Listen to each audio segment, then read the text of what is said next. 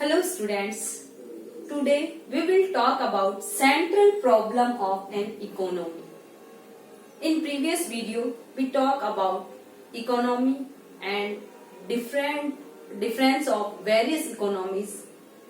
तो हमने पढ़ा तीन प्रकार की जो इकोनॉमीज होती है, कंट्रोल्ड या central planned economy, free economy जिसको हम मार्केट इकोनॉमी भी कहते हैं, तीसरा इसका रूप था मिक्स्ड इकोनॉमी। चाहे कौन सी भी अर्थव्यवस्था हो, सेंट्रल प्लान्ड हो, फ्री हो या मिक्स्ड हो, हर इकोनॉमी में कुछ ऐसी समस्याएं होती है जिनका समाधान ढूंढना जरूरी होता है। अब वो कौन कौन सी समस्याएं हैं, आज के वीडियो में हम यही पढ़ेंगे।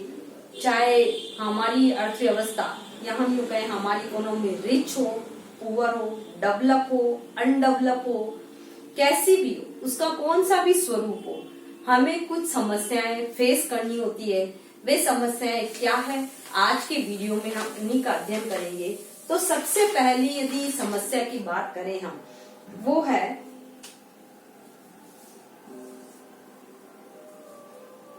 what to produce,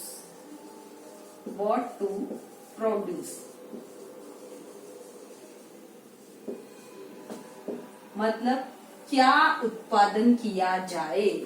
What to produce, क्या उत्पादन करें। देखिए, जो वस्तुएं या गुड्स है वो दो प्रकार की होती है, टू टाइप्स ऑफ गुड्स। कौन कौन सी? एक होती है कैपिटल गुड्स,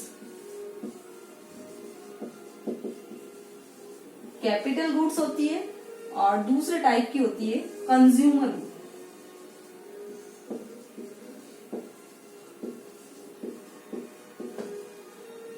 दोनों ही एसेंशियल होती है किसी भी इकोनॉमी में। ये दोनों ही जो गुड्स है असेंशियल है, नेसेसरी है। कैपिटल गुड्स जिनकी सहायता से अपन क्या करते हैं, पूंजीगत वस्तुएं कहते हैं, जिसको अपन पूंजीगत वस्तुओं के अंदर आते हैं हमारे विभिन्न प्रकार के जो मशीनरी है उनसे संबंधित निर्माण कार्य, या हम मशीनरी से संबंधित जो प्रोडक्शन लेते हैं, या पूंजीगत उत्पाद से इंजीनियरिंग का सामान है, वो सब किसमें आता है, कैपिटल गुड्स में। और कंज्यूमर गुड्स, आप और हम सभी कंज्यूमर हैं और विभिन्न चीजों को अपन कंजप्शन करते हैं, विभिन्न चीजों का। तो कंज्यूमर गुड्स का उत्पादन करना, उनका प्रोडक्शन करना भी हर एक इकोनॉमी में जरूरी होता है। और ये दोनों ही चीजों के अभाव में हम अपना विकास या हम अपना लिविंग स्टैंडर्ड है वो ऊपर नहीं उठा सकते।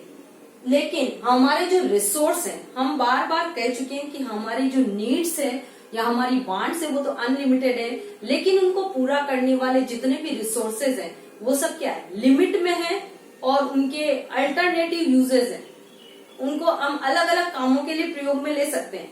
इसीलिए हमारे सामने हमेशा क्या होती है, चॉइस की समस्या होती है कि संसाधन को, रिसोर्स को हम किस काम में लगाएं। तो दो प्रकार की जो गुड्स है दोनों ही असेंशियल है किसी भी इकोनॉमी में।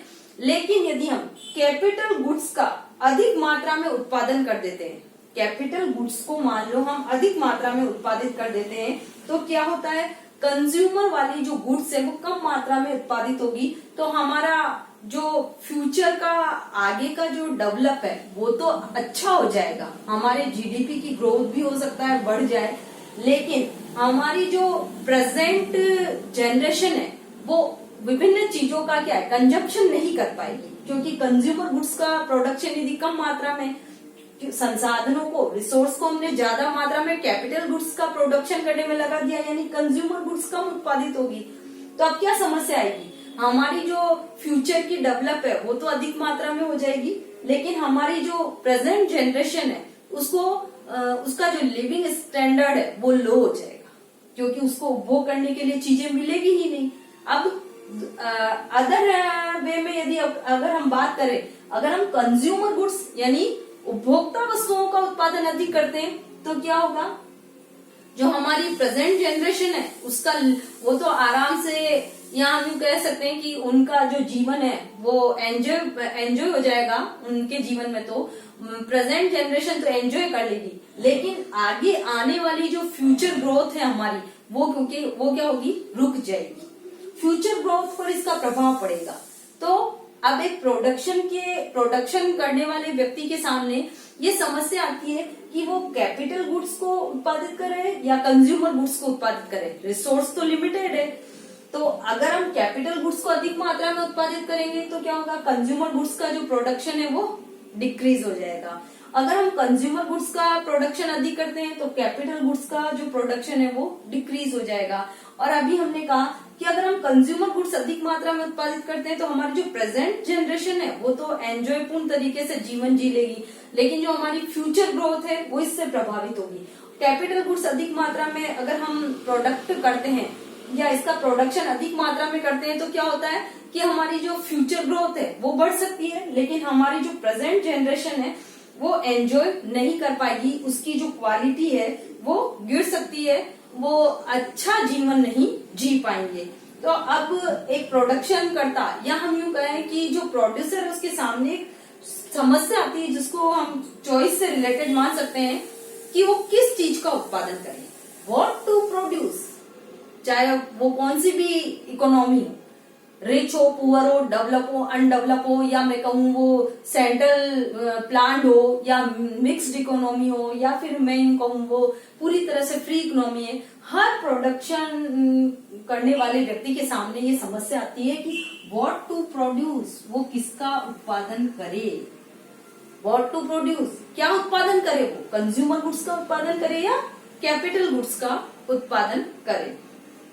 इसके साथ ही जो दूसरी समस्या जुड़ी हुई है वो ये कि अगर वो ये डिसाइड कर भी लेता है कि मुझे कैपिटल गुड्स कितनी मात्रा में उत्पादित करनी है, कंज्यूमर गुड्स कितनी मात्रा में उत्पादित करनी है, उसके सामने जो सेकंड प्रॉब्लम आती है कि वो है कि how much capital goods product करे वो, या कितनी मात्रा में वो कंज्यूमर गुड्स प्रोडक्शन करे, कितनी मात्रा में कैपिटल गुड्स लाए, कितनी मात्रा में वो कंज्यूमर गुड्स का उत्पादन करे, ये भी समस्या है। तो इसके लिए उसको देखना होता है मार्केट में डिमांड किस चीज की है। डिमांड तो दोनों ही चीजों की होगी, क्योंकि हमें अपनी फ्यूचर ग्रोथ भी करनी होती है और प्रेजेंट जो जनरेशन है उसके एंजॉय को भी बढ़ाना होता है, उसके लिविंग स्टैंडर्ड को भी हमें डेवलप करना होता है। तो दो समस्याएं आया है, एक जो प्रोड्यूसर है उसके सामने कि what to produce and how much produce, कितनी मात्रा में उत्पादन करें। और अगर वो कैपिटल और कंज्यूमर गुड्स दोनों को ही अधिक मात्रा में उत्पादित करना चाहता है तो उसके लिए अधिक रिसोर्सेज की जरूरत होती है, लेकिन हमारे पास रिसोर्स तो क्या है, लिमिट मात्रा में होते हैं, लिमिटेड है, अल्टरनेटिव फिर यूजेस और उनके हैं। तो ये भी किससे रिलेटेड समस्या हो गई, चॉइस से रिलेटेड, कि इन दोनों में से किस चीज का उत्पादन करें और कितनी मात्रा में करें। आपको क्लियर हो गया होगा कि मैंने कहा है कोई भी इकोनॉमी हो उसको पहली जो समस्या फेस करनी होती है कि what to produce and how much produce, क्या उत्पादन करना है और कितनी मात्रा में करना है। सेकंड जो प्रॉब्लम फेस करनी होती है कोई सी भी इकोनॉमिक प्रणाली हो हमारी, सेकंड जो समस्या आती है वो देखिए, वो ये है हाउ टू प्रोड्यूस के बाद में, हाउ मच प्रोड्यूस के बाद में हाउ टू प्रोड्यूस।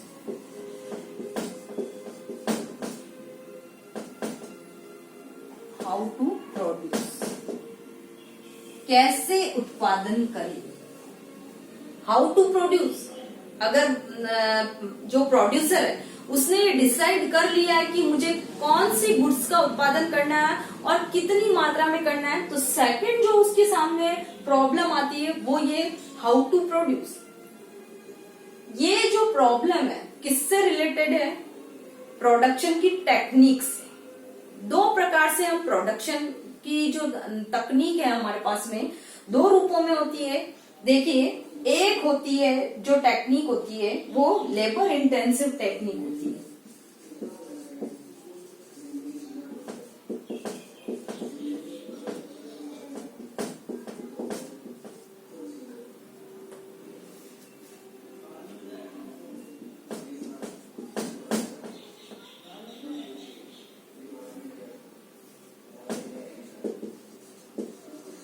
और दूसरी जो टेक्निक होती है वो होती है capital intensive,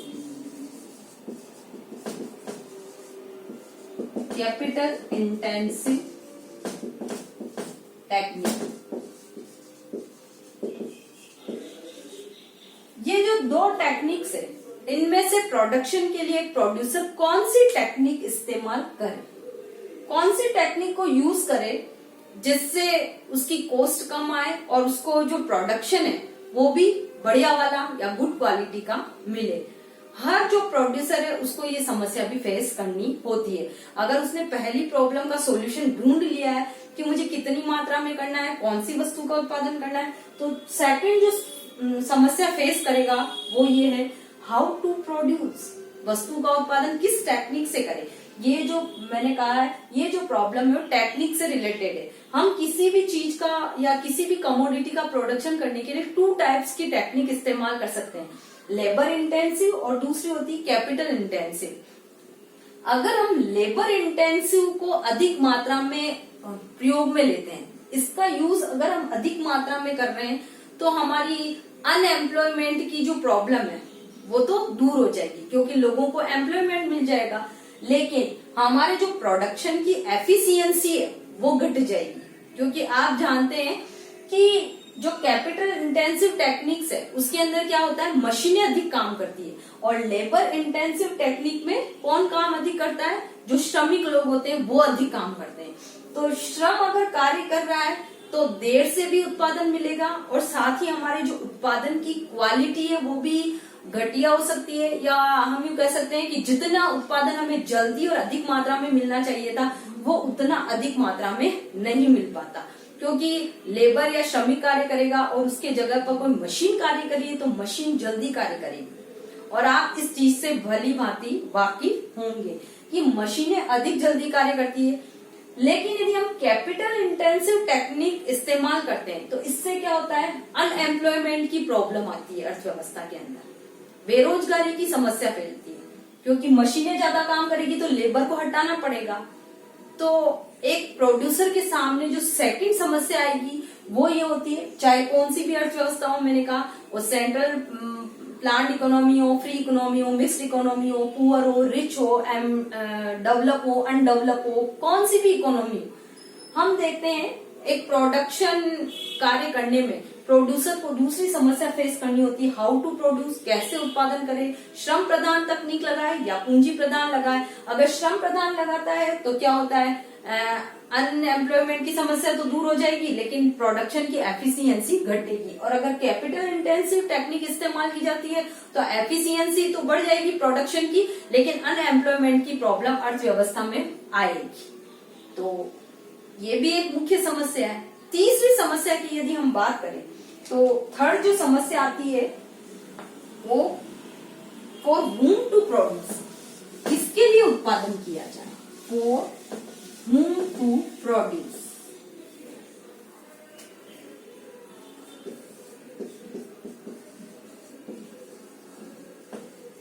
whom to produce.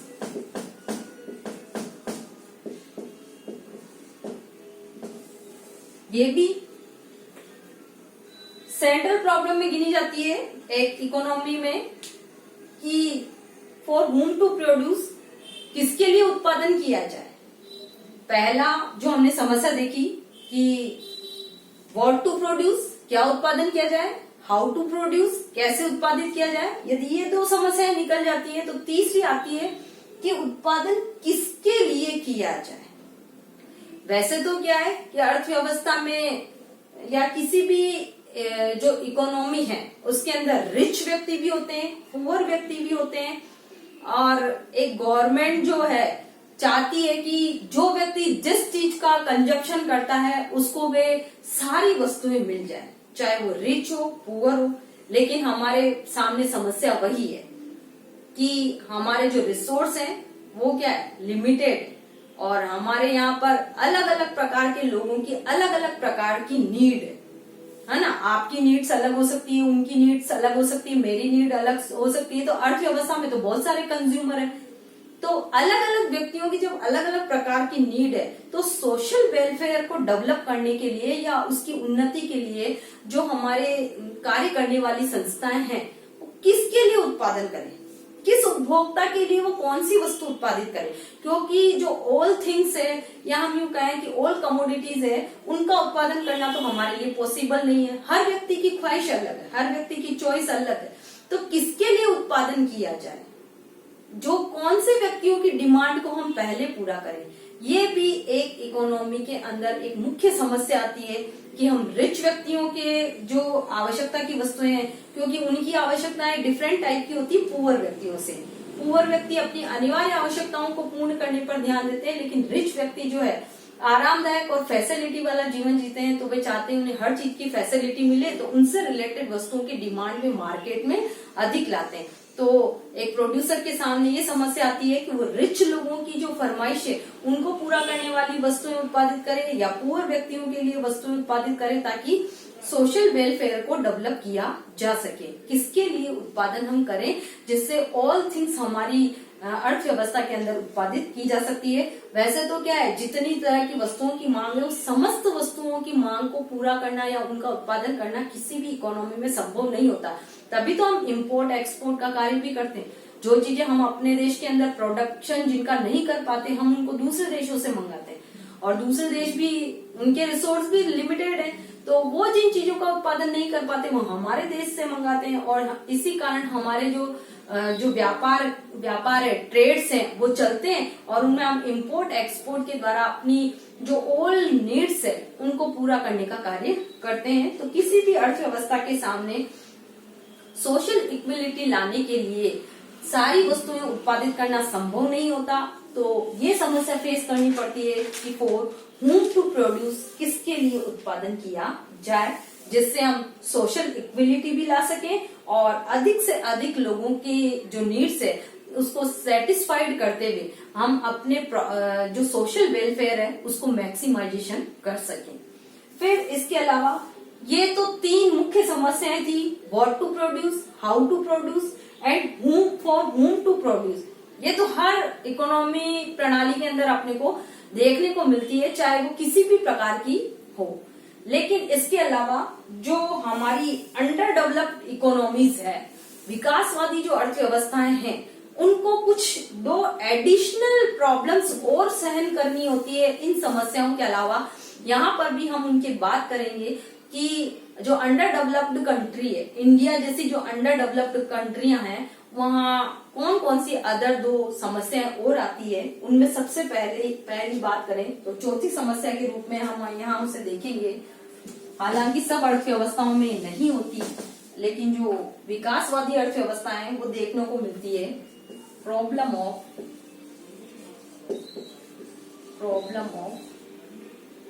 Under utilisation of resources.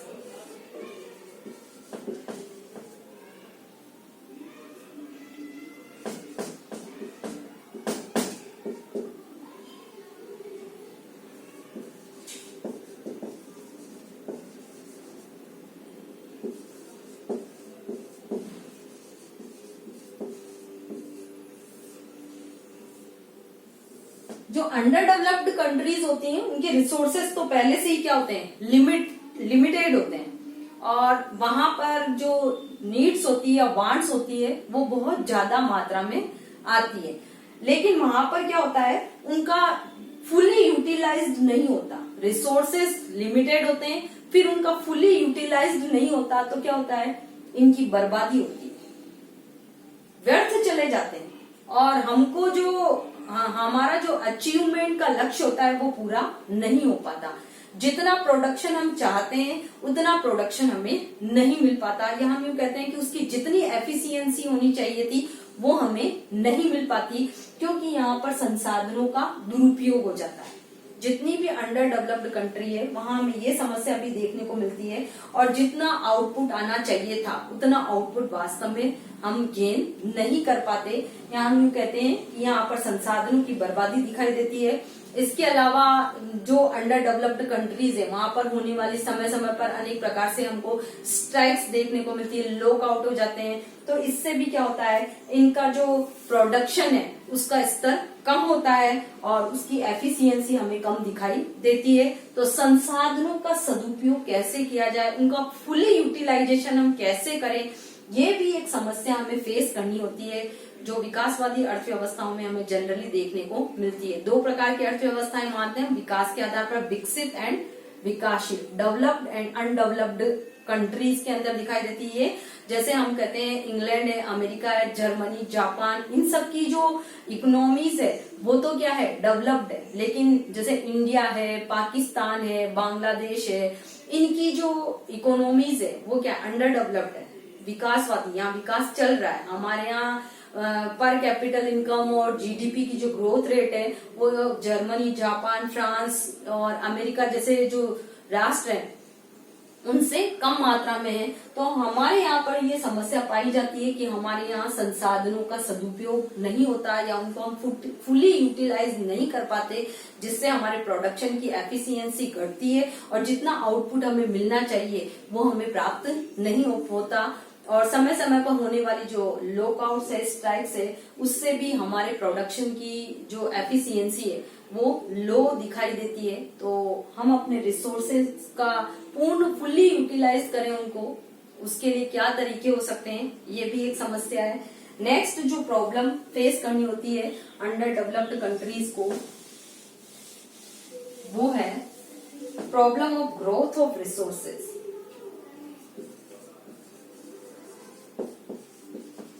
Problem of growth of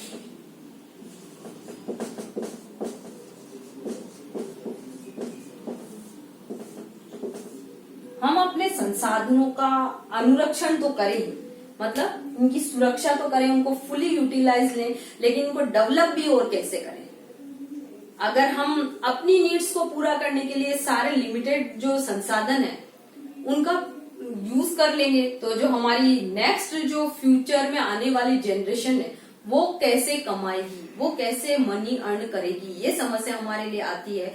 तो हमें अपने जो रिसोर्सेस हैं उनको, उनकी ग्रोथ करना भी जरूरी है, उनको डेवलप करना भी जरूरी है। अगर हम इनके डेवलपमेंट को बढ़ावा नहीं देंगे तो हमारी जो आगे आने वाली जनरेशन है उनको काफी प्रॉब्लम सहन करनी होगी। तो इसके लिए हमें विभिन्न प्रकार से डिस्कवरी या इन्वेस्टिगेशन जो है वो बढ़ाने होंगे। जो न्यू टेक्नोलॉजी है उसका इस्तेमाल करके रिसोर्स का प्रयोग करना होगा, ताकि हम इनकी जो बर्बादी कर देते हैं या हम यूं कहें कि इनको पूरा फुली यूज नहीं कर पाते हम, ताकि इनके फुली यूज को बढ़ावा मिले और इनकी ग्रोथ करने के लिए हर इकोनॉमी प्रणाली में जितने भी पॉसिबल तरीके हों उनकी सहायता से हम इन्वेस्टिगेशन को बढ़ावा दें, डिस्कवरीज को बढ़ावा दें, ताकि हम अपने रिसोर्स की जो फैसिलिटी है उसको डेवलप कर सके। और अगर हमारे रिसोर्सेज बढ़ेंगे, उनकी ग्रोथ होगी, तो आगे आने वाले फ्यूचर टाइम में हम अपनी जीडीपी की ग्रोथ को भी बढ़ा पाएंगे। अन्यथा जो लिमिटेड रूप में रिसोर्सेज हमारे पास हैं, जब वे एक दिन समाप्त हो जाएंगे तो हमारा जो डेवलपमेंट है वो भी पूरी तरह से रुक जाएगा। तो आज के वीडियो में हमने पढ़ा कि सेंट्रल जो प्रॉब्लम है एक इकोनॉमी की वो क्या क्या होती है। उसमें तीन मुख्य थी, what to produce, how to produce, for whom to produce. इसके अलावा अंडर डेवलप्ड कंट्रीज को जो समस्याएं सहन करनी होती है उसमें थी problem of underutilisation of resources और दूसरी थी problem of growth of resources. आपको समझ आ गया होगा। यदि किसी को कोई प्रॉब्लम हो तो मेरे व्हाट्सएप नंबर पर कॉल करके आप पूछ सकते हैं। Thank you.